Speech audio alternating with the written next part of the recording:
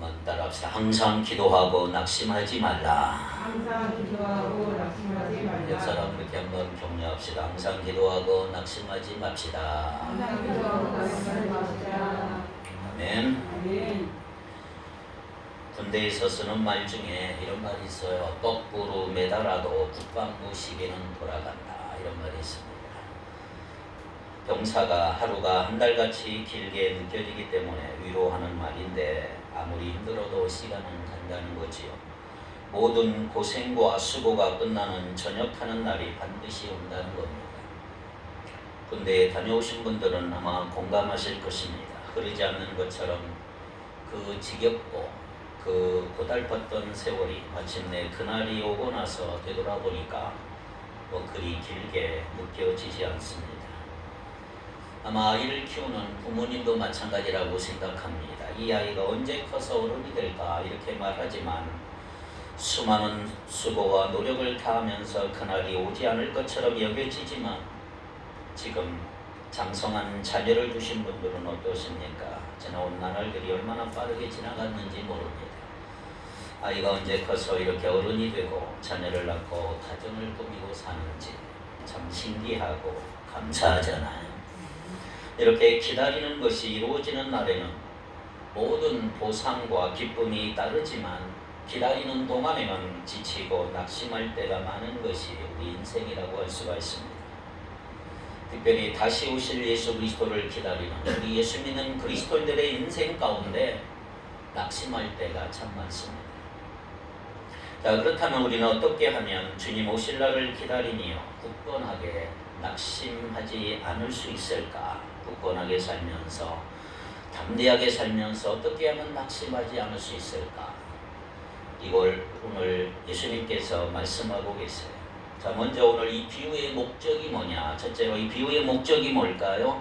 저자인 의사 누가는 예수님이 비유하시는 목적을 분명하게 말씀하고 있어요. 이 비유를 왜 주셨느냐? 1절을 보니까 예수께서 그들에게 항상 기도하고 낙심하지 말아야 할 것을 비유로 말씀하여 이르시되. 그래서 자, 이 비유의 목적은 두 가지예요. 항상 기도하라.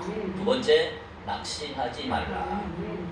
자, 가르치는 분은 예수님이고 가르침의 대상은 누구지요? 그들은 17장 22절을 보면 누구지요? 또 제자들에게 이르시되 때가 이르니니 너희가 인자의 날 하루를 보고자 하되 보지 못하리라. 제자들, 그들은 제자들, 예수님의 말씀을 듣고 있었던 제자들. 이제부터 예수님은 제자들에게 한 가지 비유를 말씀해 주실 텐데 그 목적은 뭐냐? 제자들이 항상 기도하고 낙심하지 않게 하기 위함이다. 자, 먼저 항상 기도한다 이 말은 무슨 말일까요? 데살로니가전서 5장 17절에 보면 쉬지 말고 기도하라. 그래서 이 말과 똑같은 말이에요. 자, 항상 기도하라, 쉬지 말고 기도하라 이 말은 무슨 말일까요? 기도를 끊임없이 쉼없이 길게 하라 이 말이 아니고 반복적으로 계속적으로 하나님 앞에 아뢰고 나아가고 의지하고 붙들고 신뢰하라. 그게 항상 기도하는 거예요. 중요한 것은 기도를 떠받치고 있는 두 기둥이 있어요. 두 기둥. 하나는 겸손, 또 하나는 믿음입니다. 믿음. 기도의 겸손. 기도는 겸손에서 시작이 돼요. 겸손하지 못하면 기도할 수가 없어요. 겸손은 뭐냐? 내가 하나님 앞에서 누구인지를 바르게 아는 거예요. 그게 겸손이에요. 하나님 앞에 나는 누구인가? 시편 17절을 한번 읽어봅니다. 여호와여, 주는 겸손한 자의 소원을 들으셨사오니 그들의 마음을 준비하시며 귀를 기울여 들으시고. 하나님은 겸손한 자의 소원을 들으신다. 철저히 하나님께 의존적인 존재, 하나님 없이 나는 아무것도 아니라고 하는 것을 인정하는 것, 그게 겸손이라고 할 수가 있지요. 둘째 기둥, 기도의 둘째 기둥은 믿음입니다. 믿음. 히브리서 11장 6절을 보면 믿음이 없이는 하나님을 기쁘시게 하지 못하나니 하나님께 나아가는 자는 반드시 그가 계신 것과 또한 그가 자기를 찾는 자들에게 상 주시는 이심을 믿어야 할지니라. 하나님은 우리에게 필요한 모든 것을 공급하시고 전능하고 선하신 분이다. 이걸 믿는 거예요. 믿는 거. 교만한 자는 하나님께 구해야 할 필요를 느끼지 못해요. 하나님에 대한 믿음이 없으면 그분께 구하려 하지도 않습니다. 그래서 기도하지 않는 것은 하나님 앞에 교만이고 하나님에 대한 불신이라고 할 수가 있는 거예요. 19세기 유명한 영국의 설교자, 최고의 설교자인 찰스 스펄전 목사님은 이런 얘기를 했어요. 10년을 염려하는 것보다 10분 기도하는 것이 낫다. 10년 염려하는 것보다 10분 기도하는 게 낫다. 10년의 걱정거리가 10분의 기도로 해결될 수 있을 만큼 기도의 능력이 강하다. 따라서 우리는 어떤 순간에도 기도의 자리를 놓치지 않기를 바랍니다. 하나님은 기도를 통해 일하기를 기뻐하시는 분이다. 자, 예수님이 비유하신 두 번째 첫 번째는 항상 기도하고 두 번째 목적은 낙심하지 않기 위해서. 자, 예수님은 그들이 낙심할 수 있는 상황에 있다는 것을 너무나 잘 알았어요. 제자들이. 지금 제자들과 함께 예수님이 앞으로 승천하실 텐데 그 기약이 차서 예루살렘을 향하여 가고 있는 거예요. 그분은 몇 차례나 제자들에게 누가복음 9장 22절에 보니까 인자가 많은 고난을 받고 장로들과 대제사장들과 서기관들에게 버림받아 죽임을 당할 것이다. 그렇게 여러 번 말씀하셨어. 나는 이제 곧 죽을 것이다. 17장 25절에 인자가 많은 고난을 받고 이 시대에게 버림받아야 할 것이다. 나는 이제 죽으러 간다. 자신이 곧 죽고 버림받을 것에 대해서 제자들에게 분명하게 밝히셨어. 나 이제 곧 죽으러 간다. 자, 제자들은 예수님께서 이스라엘을 회복하실 왕이라고 생각을 했어. 그래서 예수님의 좌편 우편에 앉게달라고 요구하기도 했고 자기들이 가진 모든 것 버리고 주를 따라갔다고 했습니다. 그런데 정작 그 주님께서 자기들 눈앞에서 사람들의 손에 신문당하고 매맞고 죽임당하는 것을 보게 된다면 그것은 얼마나 낙심될 만한 일이었겠느냐. 얼마나 낙심이 될까. 물론 죽음에서 부활하셨지만 40일 후에는 승천하셔서 제자들을 이제 완전히 떠나실 거예요.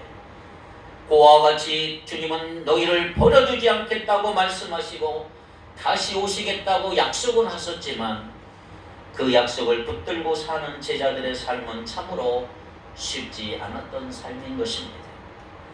언젠가 다시 오실 그분을 기다리며 선을 행하며 하나님의 영광을 구하면서 세상에서 오는 수많은 핍박과 고난을 견디며 사는 것은 절대 만만한 삶이 아니었던 거죠.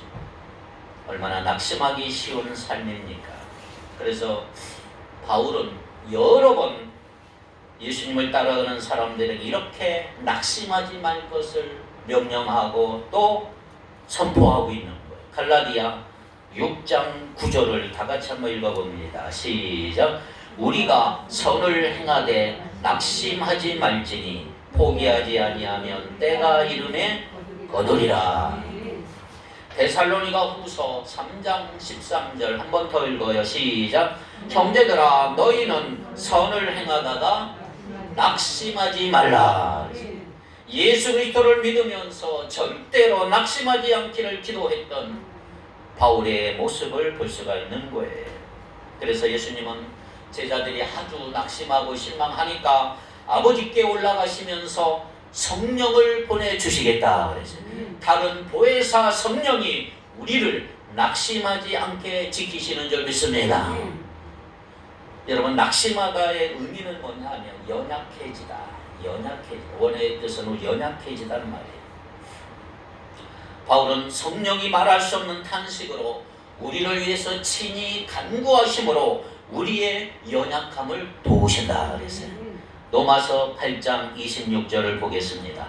이와 같이 성령도 우리의 연약함을 도우시나니 우리는 마땅히 기도할 바를 알지 못하나 오직 성령이 말할 수 없는 탄식으로 우리를 위하여 친히 간구하시느니라. 할렐루야. 그러니까 예수님이 약속하신 그 성령을 제자들에게 주셨을 때 제자들은 겉사람이 낡아지고 사방으로 우겨쌈을 당하고 답답한 일을 만나도 이제는 결코 낙심하지 않았을 거라 이 말이에요.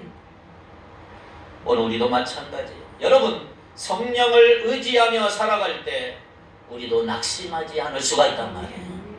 그러나 반대로 우리는 하나님 의지하지 않으면 낙심할 수밖에 없어요. 조금만이라도 하나님 잊어버리면 언제 그래도 금방 잊어버리고 낙심하고 혼자 헤매고 다니고.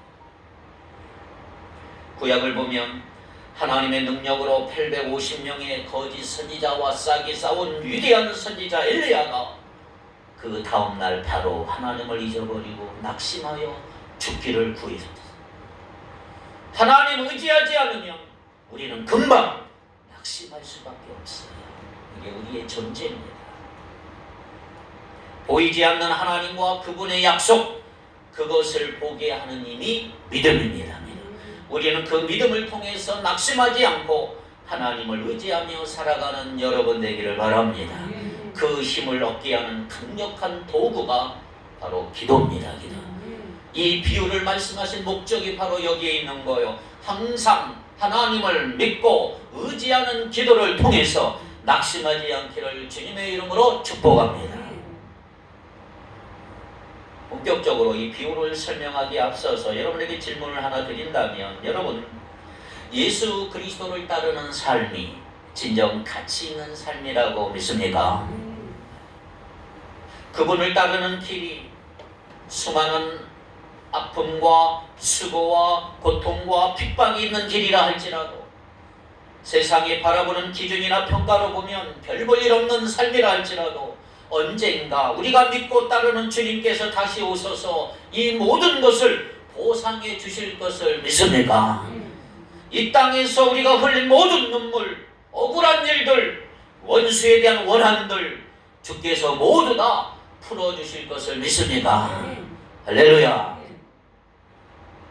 가끔 우리의 삶을 보면 우리는 주님의 약속을 굳게 믿지 못하는 것을 많이 봅니다. 한때 주를 위해서 열정을 품었던 사람들, 그 열정이 식어서 오늘날 많이 방황하는 사람도 있어요. 교회를 그냥 다니기만 하고 주변에서 맴돌고 주의 말씀을 사모하며 열정적으로 섬기기보다는 나그네처럼 떠돌아다니고 적당히 살아가는 모습이 있어요. 저는 이런 사람을 문제 있는 성도라고 보는 사람도 있지만 저는 그들이 낙심했다고 생각해요. 낙심해서 자기 삶에 불어닥친 큰 위기 때문에 어느 날 하나님께 실망을 하고 여러 가지 이유로 상처를 받고 하나님의 약속을 붙들 힘을 잃어버렸거나 혹은 주님이 오시는 날까지 기다리기 지친 거예요. 주님은 오늘 이 비유를 마치시고 제자들에게 8절에 뭐라고 그랬어요? 인자가 올 때에 믿음을 보겠느냐 물으셨어요. 그분이 오시는 날 온전한 보상이 다 이루어지고 그분이 약속하신 것을 우리에게 주실 것인데 그때까지 그것을 믿고 기다리며 낙심하지 않을 수 있겠느냐 이 말이에요. 그렇습니다. 예수님은 제자들에게 그리고 그들처럼 연약한 사람들인 오늘 우리들에게 낙심하지 말고 하나님을 믿어라. 이 믿음, 이 비유를 우리에게 권면해 주시는 거예요. 얼마나 강력한 내용인지 보세요. 열정적으로 말씀하시는지. 두 번째, 비유의 내용을 한번 볼까요? 2절에서 5절을 한번 같이 한번 읽어봅시다. 시작.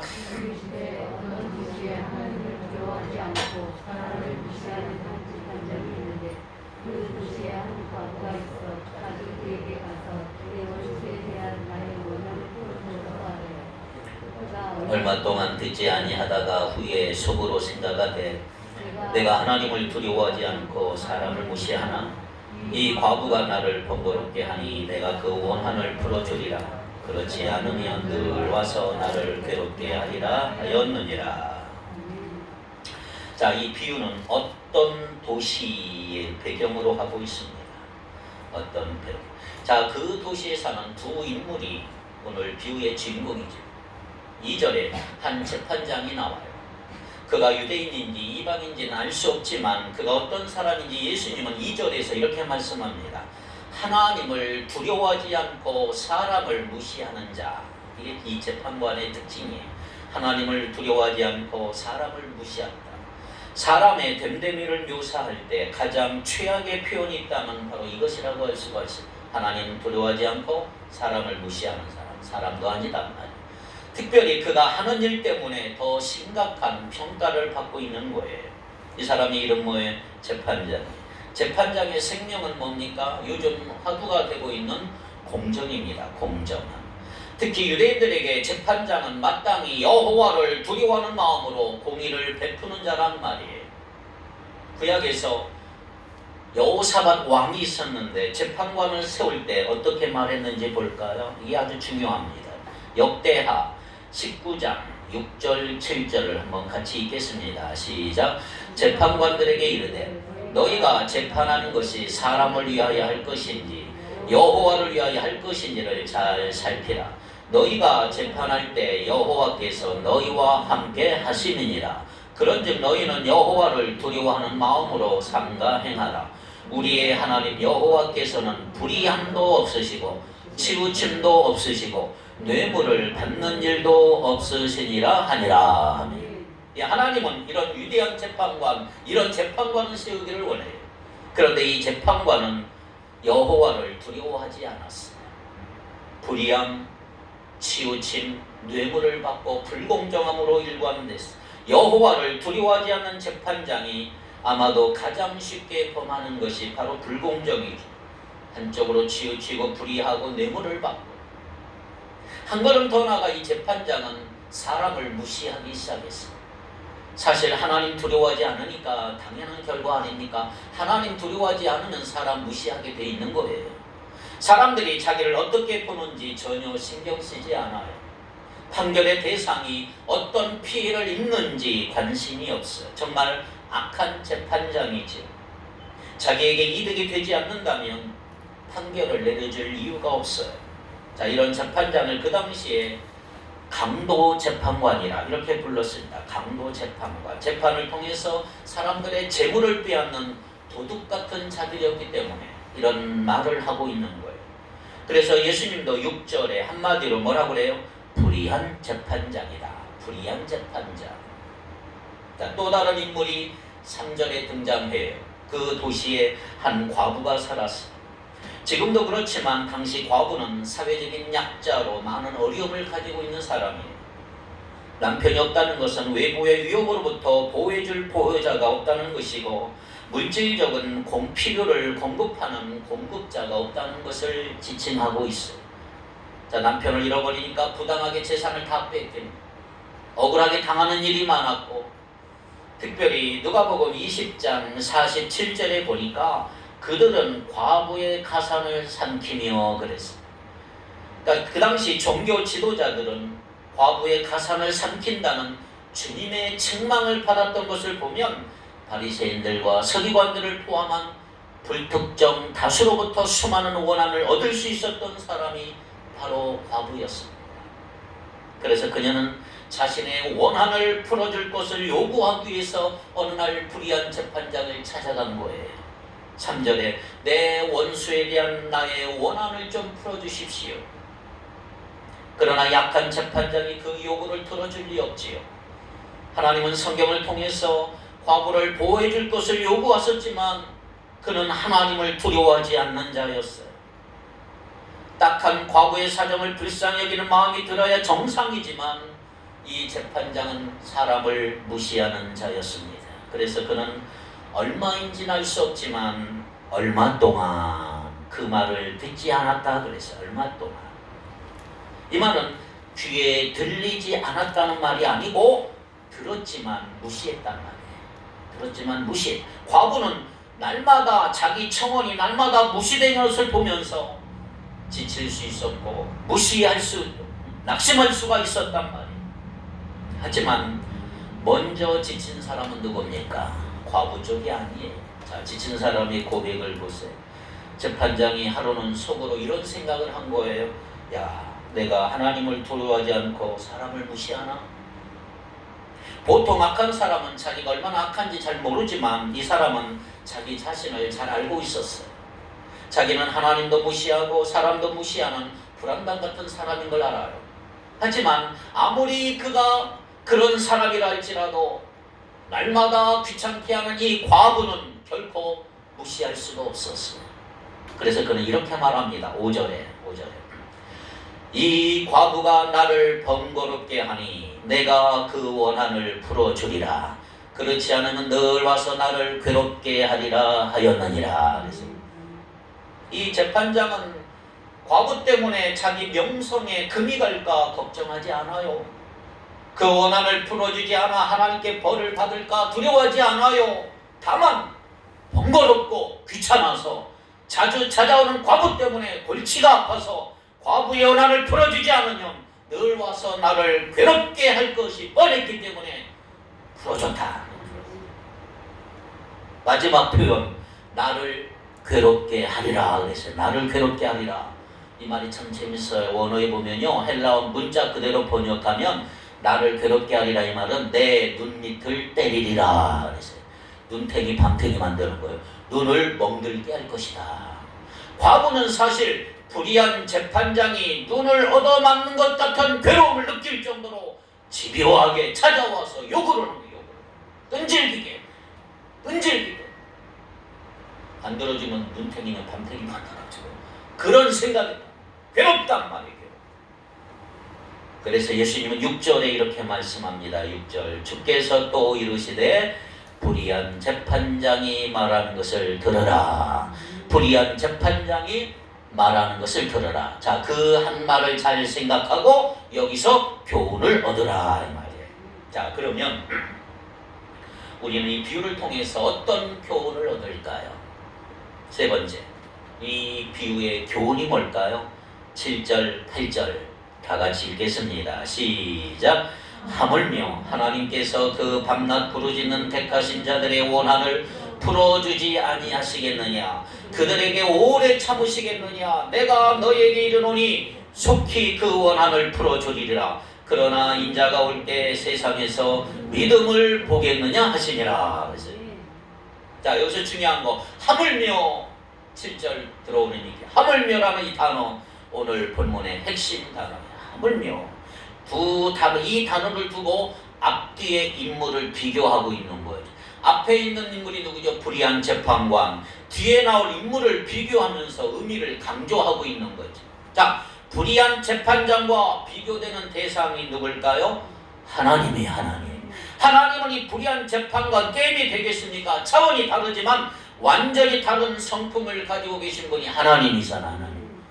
자, 하나님은 어떤 분일까요? 모세는 이런 고백을 했어요. 신명기 10장 17절 18절 너희의 하나님 여호와는 신 가운데 신이시며 주 가운데 주시고 크고 능하시며 두려우신 하나님이시라. 사람을 외모로 보지 아니하시며 뇌물을 받지 아니하시며 고아와 과부를 위하여 정의를 행하시며 나그네를 사랑하여 그에게 떡과 옷을 주시나니. 그래서 하나님은 전능하신 재판장이세요. 사망과 음부도 그 가운데 심판을 받고 마귀도 그 앞에서 영원히 멸망받는단 말이에요. 산자와 죽은 자를 심판하신 이도 하나님이세요. 하나님은 공의로우신 재판장이에요. 사람을 외모로 보지 않고 판결을 굽히지 않으시며 뇌물도 받지 않으시는 분이에요. 하나님은 인자하신 재판장이에요. 고아와 과부를 위해 정의를 행하시고 나그네를 사랑하신 하나님. 그럼 하나님께서 밤낮 부르시는 택하신 자들의 원한을 풀어주지 아니하겠느냐? 예수님은 제자들에게 묻고 있는 거죠. 그런 하나님입니다. 비유 속의 그 악한 재판장도 과부의 끈질긴 요구를 들어주시는데 하물며 7절에 하물며 그 재판장과 차원이 다른 하나님께서 자기가 택한 자들의 부르짖는 소리에 귀를 기울이지 않겠느냐 물으시는 거죠. 그래서 7절 하반절에 그들에게 오래 참으시겠느냐라고 다시 한번 물으십니다.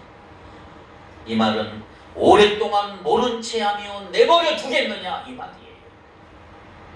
악한 재판장이 과부의 요청을 얼마 동안 듣지 않은 것처럼 너희의 부르짖음을 듣지 않고 오래 지체하겠느냐 이렇게 물은 거죠. 하나님은 그렇게 하지 않으신다. 8절 내가 너희에게 이르노니 쭉 보며 속히 그 원한을 풀어주시라. 하나님은 자기의 택하신 자들 주님을 믿게 된 저와 여러분의 부르짖는 소리 결코 무시하지 않습니다. 우리가 당한 억울한 일들, 우리가 까닭없이 흘렸던 눈물들, 우리가 견디고 있는 수많은 핍박과 고난, 하나님은 결코 무시하지 않는단 말이에요. 모른 채 하지 않는단 말이에요. 속히 그 원한을 풀어주시리라. 믿습니까? 속히 풀어준다. 속히. 억울한 일 당하면 하나님 앞에 일르면 되는 거잖아요. 하나님 나 이런 억울한 일, 이런 아픈 일이 있어요. 빨리 해결해 주세요. 하나님은 속히 해결해 주신다.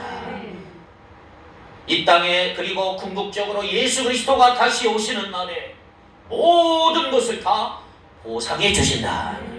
그 사실을 믿으라. 그리고 예수님은 강력하게 오늘 이 비유에서 선포하고 있는 거예요. 믿고 밤낮으로 부르짖으라. 항상 하나님을 믿고 신뢰하고 구하라. 어쩌면 우리가 구하지 않는 것은 하나님을 이 불의한 재판관 그처럼 여기고 있는지 때문이 모른지 이 재판관처럼 말이에요. 하나님이 재판관 이 불의한 재판장인 것처럼 생각하는 사람도 있거든. 마치 자기 백성이 당하는 고통은 신경 쓰지도 않는 것 같고 내가 아파 흘리는 눈물 무감각한 것처럼 우리가 받는 핍박에 관심이 없는 것처럼 하나님은 그런 매정하고 사랑 없고 불의하고 능력 없는 분이라고 믿기 때문은 아닌지 그래서 기도 안 하는 것은 아닌가. 오늘 예수님은 이 비유를 통해서 그렇지 않다.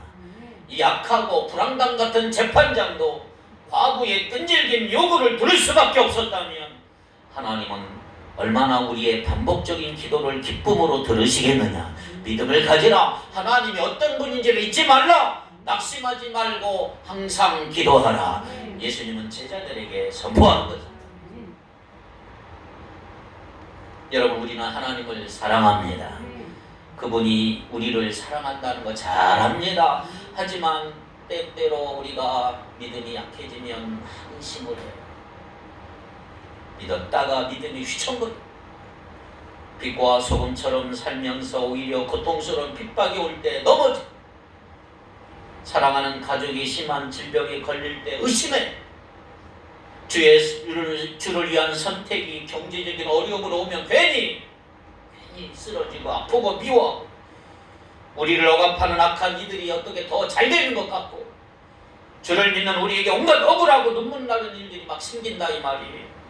모든 것 합력하여 선을 이루신다는 말씀을 믿고 내가 붙들고 있지만 어느 날 믿음이 흔들리는 우리의 모습. 이래도 하나님은 정말 우리를 사랑하시는 걸까? 어느 날 여러분의 집에 한 사람이 찾아왔어요. 전혀 알지 못했던 사람인데 갑자기 집안에 들어와서 배가 고프다고 난리가 없어요. 밥을 줄 때까지 소리 지르고 막 울어요.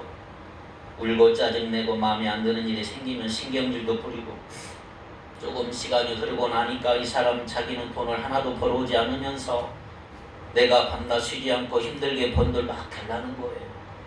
자기가 필요한 거 사고 입고 즐기기 위해 돈을 계속 달라고 심지어 그게 당연한 것처럼 요구하기도 하고 학교에 갈 때 직장에 취업해도 심지어 결혼해서 독립된 가정을 꾸며도 언제나 이 사람은 나에게 의존적이에요.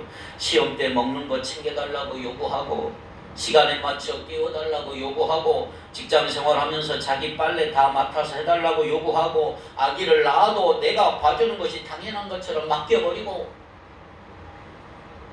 여러분이 집에 어느 날 찾아온 이 사람이 누굴까요? 여러분의 자녀의 자녀. 이렇게 모사하면 자녀는 참 악한 사람처럼 보이지요.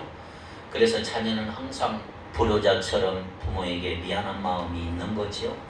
그러면 부모의 마음은 어떨까요? 집에 태어난 순간부터 자식은 부모의 기쁨이라고 할 수가 있죠. 부모의 사랑이 자식에게 흘러갑니다.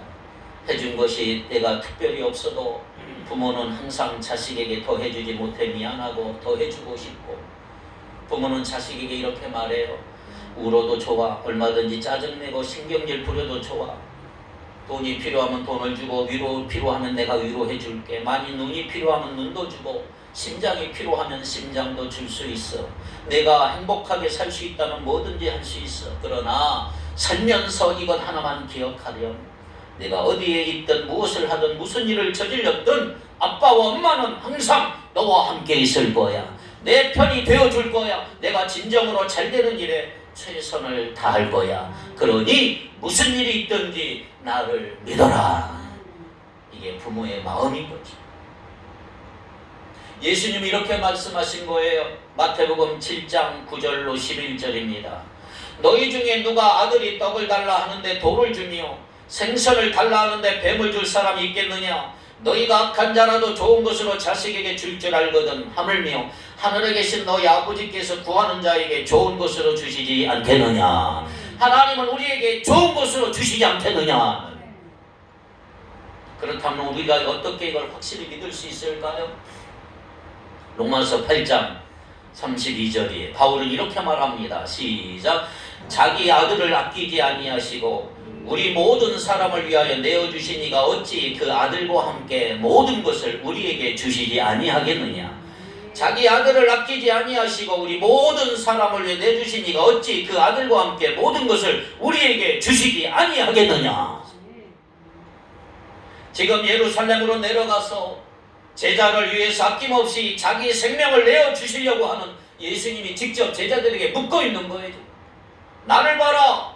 내 아버지가 너희를 위해서 어떠한 사랑을 보여준지 좀 봐라. 이래도 하나님을 믿지 못하겠느냐? 자기 하나뿐인 독생자를 내주신 너희 아버지께서 너희에게 좋은 것 주시지 않겠느냐? 모든 것 주시지 않겠느냐? 왜 그것을 믿을 수 없겠느냐? 여러분, 우리는 내 힘으로 해결할 수 없는 일을 만났을 때 낙심하지 말아야 될 충분한 이유가 있어요. 왜? 전능하신 하나님이 우리 아버지이기 때문에. 슬프고 고통스러운 일 가운데 낙심하지 말아야 될 이유가 있어요. 모든 눈물을 닦아주시는 공의의 하나님이 우리 아버지시기 때문에. 방황하고 맴도는 삶을 살지 말아야 될 이유가 있어요. 왜? 아버지가 모든 것 다 보상해 주시기 때문이다. 그런 아버지 믿습니까? 그 아버지 여러분들 사랑하십니까? 그러면 구하시기 바랍니다. 항상 기도하시기 바랍니다. 항상 그분을 의지하시기 바랍니다.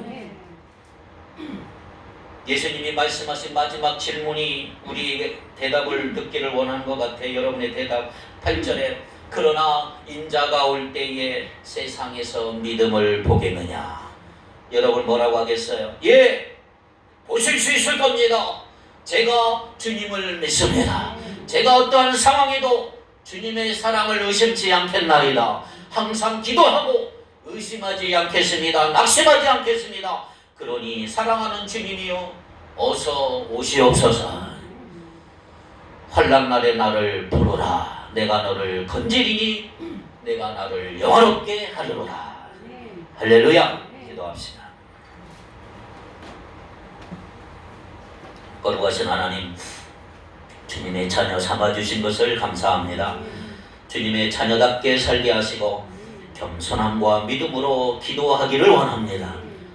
어지럽고 이 힘든 세상 속에서 전능하신 하나님 믿으며 낙심하지 말고 항상 기도하며 살아가는 우리를 되기를 원하오며 우리를 건져주시고 만들어주시고 사용하여 주시며 끈질기게 항상 기도하며 낙심하며 살아가도록 함께하여 주옵소서. 환난날에 주님을 부르짖게 하시고 건져주시고 영화롭게 하는 하나님의 백성들 되게 하옵소서. 예수님 이름으로 기도하옵나이다. 아멘.